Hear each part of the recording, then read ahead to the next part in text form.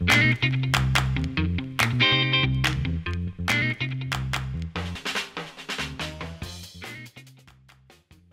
this video tutorial, I want to show you how to create your own custom fields for your new Premium Press website. So let's begin. To access this page, log into the admin area of your WordPress website, and under Theme Setup, click on Listing Setup.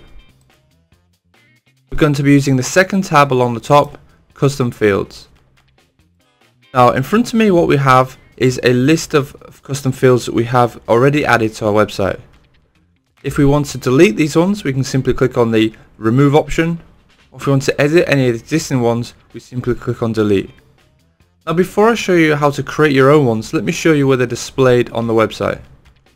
If you go to the front end of your website and continue to add a new listing.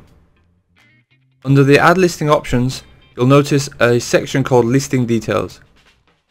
Here you'll find some predefined fields for the child theme or the core theme that you're using, and at the bottom of this section will be any additional custom fields that you've created. So as you can see in this example, we have phone and website link, and if we toggle back to our admin area, you can see we have two fields here called phone and website link. Listing fields are also displayed when you add and edit a listing in the admin area. So if we go ahead and do that, if we edit this existing list, you can see custom fields are also here, and if you scroll to the bottom, you can see the two ones we've added in the admin area are also there. So you can add your own custom fields in the admin area under the theme setup, listing setup, custom fields, and then you can edit those for each specific listing by editing in the admin area, or as a front end user we would edit at the front end. So let's go back to the theme options. Theme setup, custom fields. So let me show you by creating a new field how this works. First we click on add new field. You'll see a new pop-up box that gives you the options to create a display caption. So if we give an example field age,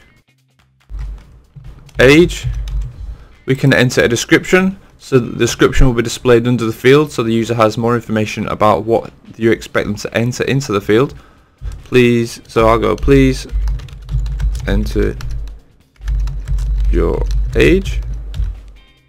The field type, so in this option we have an input field, a text area which is basically a larger input field for more information, a checkbox which allows you to create checkboxes so the user can select one or more different options, a radio button which is honestly like a toggle on and off so the user can select one or another option, a selection so user can select one option from a drop down list, a taxonomy which is a group, a date field, or if you want to use this as a display caption only, we can select it as a display caption.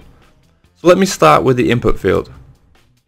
We can assign it to a package if we decide we want to assign it to a package, and what this will do is will mean this field will only display for the package that you select, and I can select multiple packages just by selecting the packages. Should I decide I don't want it, obviously we just simply click on the little cross to remove them. If you leave it blank, which we are going to do in this example, it will display for all packages. We have a database key which is very important, and we recommend you use this lowercase and a small key name so that you can remember it. So in this case we'll just give it a name key, and we'll use an underscore age, and the display order will start with number 1. Underneath that, if we keep scrolling down, we have the option to set this as a required field, which means the user is prompted to complete this field when they create a listing. We have the option to hide me, which allows you to display to the user when they're creating a listing, but then hidden when editing the listing. And show small list, which basically means if you are using the field list shortcode, it will be displayed in the list there. For the moment we can ignore these, we'll just keep with the ones at the top. Click on save changes once you're happy. Now if we go back to our listing and refresh the page, scroll down on listing details, we can see now that our new field has been added at the bottom called age. Then let's go ahead and modify this slightly so we can see what some of the other options are.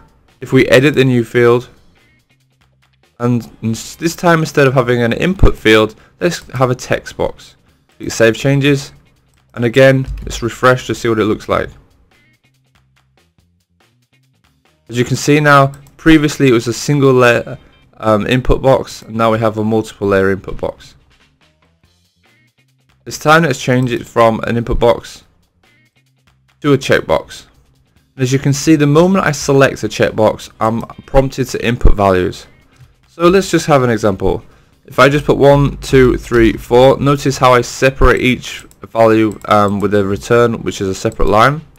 And if I click Save Changes, we go back to the website and we give it a refresh. Now you can see with this checkbox field that I have multiple checkbox options to choose from. Obviously the user can then select one or more different options. So let's go back to the admin area, and this time, rather than have a checkbox, let's look at a radio button. Look at the differences. Click Save Changes, refresh the submission form, again listing details. As you can see now, rather than a checkbox, I have a radio button, and obviously the difference being I can only actually select one value. I can still see the entire list, but I can only select one value from that list. Again, back to the admin area, let's see what's next on the list. We have a selection, so let's click Save Changes and give it a refresh. And this time, instead of a visual one by one, we can see we have a selection box, and the user can select a value, just one value from this selection box. Try the next one on the list. Taxonomy. The next one is taxonomy, and taxonomy is is a group of items. So you can only able to select taxonomies that you've set up and created on your website. Now by default, you'll have obviously categories, because those are a group of items. So we'll have categories for blogs, maybe link categories and listing categories. You can use additional plugins from our main website to create your own taxonomies, and they can then be added and selected using this section. I can show you what it quickly looks like. If we just select the listing categories, click on Save Changes, give it a refresh.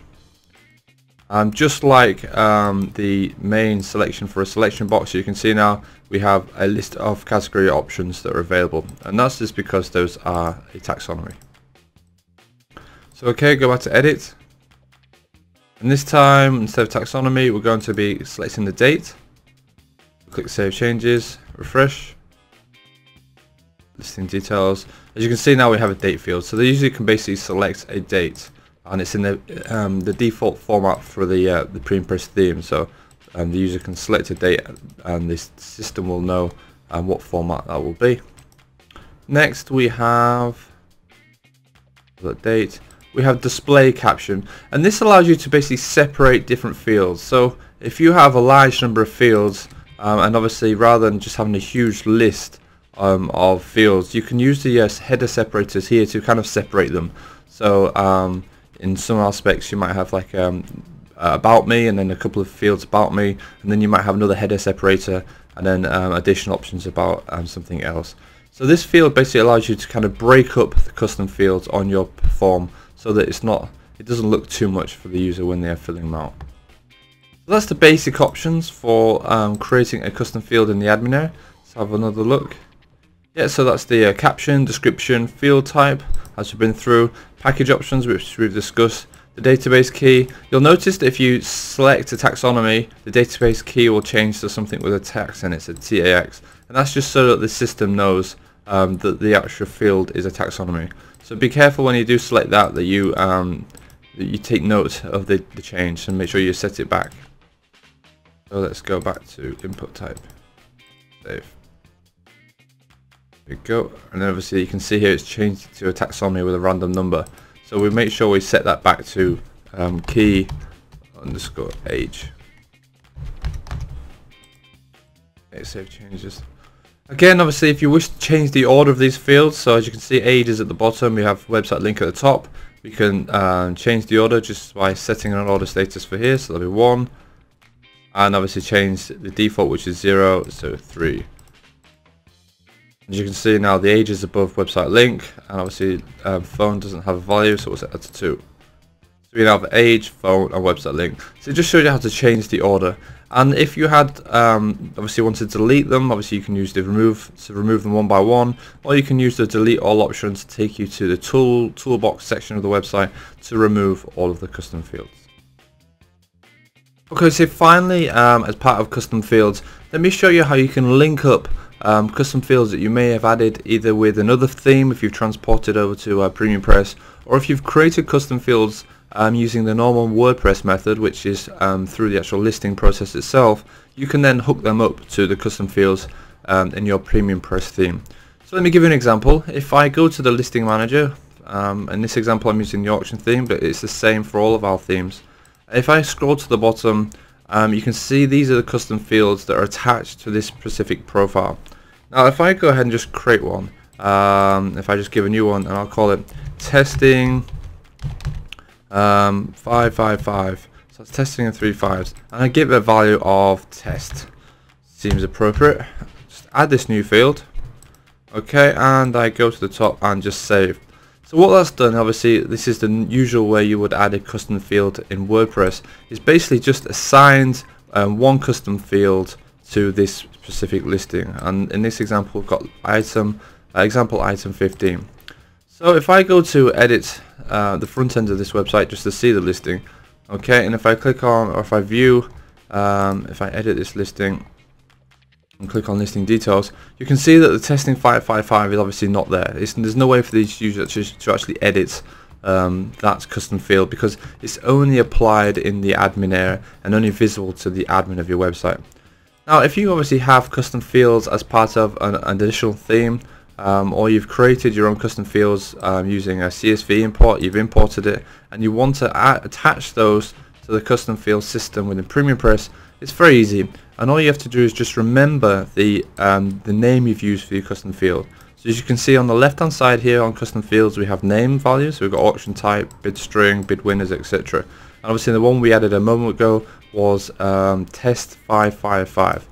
Now we simply go back to the tools setup, the options for custom fields, so theme setup and listing setup, and when we go ahead and add a new custom field. Now although we know it's already in the database, what we're trying to do is basically assign that field to our PremiumPress theme so that it's visible when the user edits the custom field in the admin area. So what we do is we just simply add a new field, we give it a caption, testing attachment field. Okay, and then you can skip the rest, but what we're just interested in is this database key, and what we do is enter the database key that we've already used previously in our WordPress theme. So you can see here it's testing 555, and we just click on save changes. Now if I go back to my website and give it a quick refresh, just like a moment ago where we've added a new custom field, you'll notice obviously that we now have this new field called testing. And obviously the value that's defaulted there is test, and that's because that is the value that's already assigned to the listing that we added via the admin area. So this is just a great way to attach on custom fields that you may have previously added in your own additional WordPress theme or a previous WordPress theme, or the one you've maybe imported using custom fields, etc.